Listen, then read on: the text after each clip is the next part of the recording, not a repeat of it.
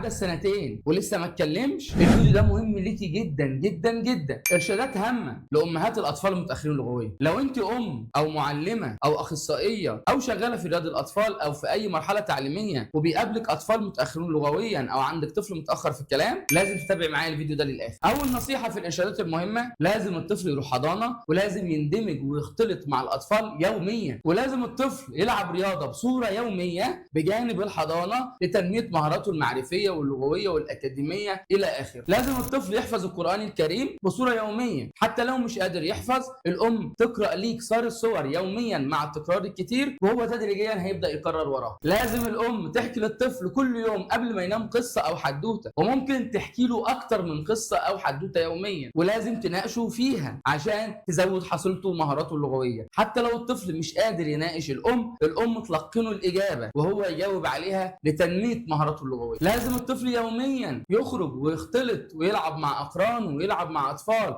ما ينفعش ابدا يبقى الطفل محبوس في البيت، لان حبس الطفل في البيت بيساعد على تاخر نموه اللغوي وبيأخره في الكلام وبيأخره في مهارات كتير تانية كتير. لازم الام تمنع الشاشات عن الطفل. ما ينفعش الطفل يبقى على طول بيتفرج على التلفزيون او على طول بيتفرج على اليوتيوب او على طول بيلعب العاب الكترونيه او قاعد على الكمبيوتر او قاعد على التابلت، لان الالكترونيات بصفه عامه والشاشات بصفه عامه بتؤدي الى تاخر النمو اللغوي عند الطفل وبتؤدي الى زياده تشتت انتباهه وفرط الحركه عنده. لازم الطفل ياكل اكل صحي وياكل فواكه وياكل خضروات وياكل لحوم وياكل منتجات البان. لازم الوجبه الغذائيه بتاعت الطفل تكون مكتمله غذائيا فيها كل العناصر الغذائيه، لان الطفل اللي بيبقى عنده انيميا او عنده فقر دم او عنده قله تغذيه ده بيؤدي الى تاخر نمو اللغوي. عشان كده اغلب الاطفال المتاخرين لغويا او اللي عندهم مشاكل في الكلام وبيتعرضوا على اطباء، تلاقي دايما الطبيب بيكتب لهم مقويات وفيتامينات ومكملات غذائيه. لازم قدر الامكان نبعد عن المواد الحافظه، الاكلات اللي فيها مواد حافظه، الاكلات اللي فيها مكسبات طعم وريحه، الاكلات السريعه، المشروبات الغازيه، لان كل ده بيلعب دور كبير جدا في تشتت انتباه الطفل وفي فرط حركته وبالتالي بيؤدي الى تاخر نمو اللغوي. لازم الام تتكلم مع الطفل باستمرار في البيت، وطول ما هي قاعده في البيت تديله اوامر. هات الكرسي، هات الطبق، هات التليفون، حط المعلقه في الحوض، حط القلم في الدرج، حط الكراسه في الشنطه بتاعتك، اطفي النور، اقفل الباب، افتح الباب، شيل كذا حطه تحت، شيل كذا طلعه فوق الى اخره. اوامر كتير عشان ننمي الحصيله اللغويه للطفل. وطبعا اهم حاجه في القصه دي كلها ان الطفل يشتغل تخاطب،